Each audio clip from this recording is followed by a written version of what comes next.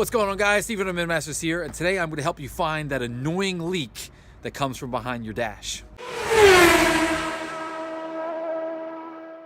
All right, guys, here we are. You probably know what I'm talking about. We just had a huge rainfall, and I come in and I've got, water on my floor, and it's getting down here into the channel, and it's no wonder stuff like this happens. Well, I'm here to show you how and where it does.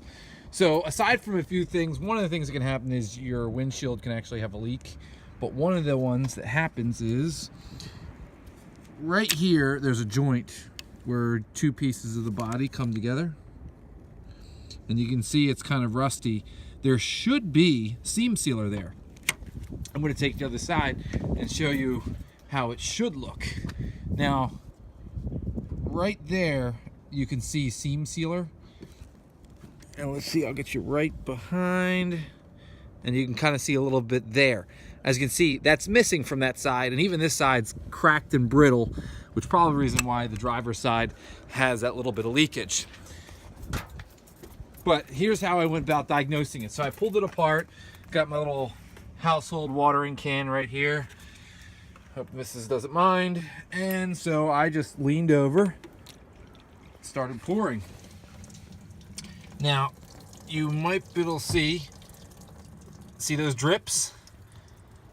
That's how I found that bugger. And basically what happened was it was dripping enough where it was landing on the wires and then dripping onto my mat, and then of course down here into the channel, which eventually rusted out, which it has successfully done to the side, and it sucks. So from here on out, you can do whatever you want to seal it up.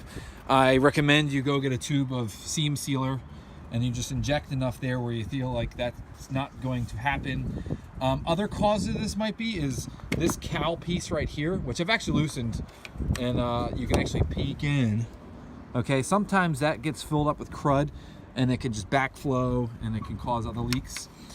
But yeah, whatever you need. I'm sure silicone or liquid nails or whatever those probably do the same trick as seam sealer, but all you have to do is get in there and seal it back up again. Same with the other side, and that should fix this issue. We'll see next time it rains. So guys, that's all for me. If you like this video, I've got tons of others, so make sure you check out all my other videos. Please subscribe to my channel by hitting the subscribe icon right over here, and enjoy. This is Steve from the Masters. Thanks for watching.